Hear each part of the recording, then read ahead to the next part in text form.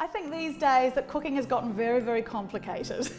And I really think that sometimes if we just know a few of the basics, it makes our whole life in the kitchen so much easier.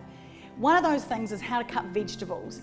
And especially because vegetables, the prepping of vegetables is very often the basis of a casserole, a stew, a curry, a stir fry, a soup, all of that sort of stuff. So I'll show you a few little ways to do them well. First of all, an onion.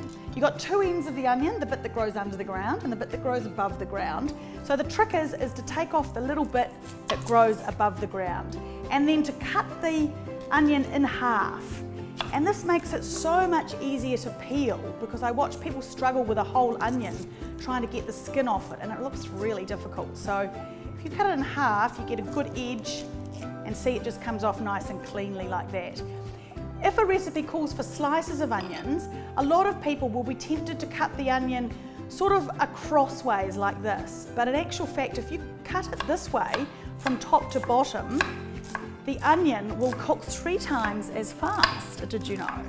So if you are stir frying or making an onion jam or a curry or anything like that and it calls for slices, do it from top to bottom and you get these lovely little kind of sickles and they're really fast cooking, which is great. Let's imagine that you need to dice an onion.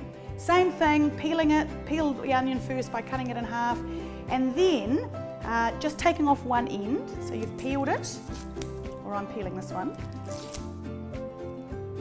Take that off. And you want to leave the little hairy bit here, the root bit, leave that intact. And the reason is then you can slice using the tip of your knife all the way up towards that root, but just leave that little bit of root intact because then your whole onion half stays in one place and you're not chasing it around the chopping board. It really pains me when I see that. And then what you can do is grasp it with 2 fingers and then just, oops, oh dear, cut it all the way through here and make one slice all the way through horizontally and then take your knife out, hold it really tightly in one hand and then just chop down like this. You see how small that dice is? And that means it's going to cook really quickly and it means that it's also going to soften quickly and release all of its beautiful flavours.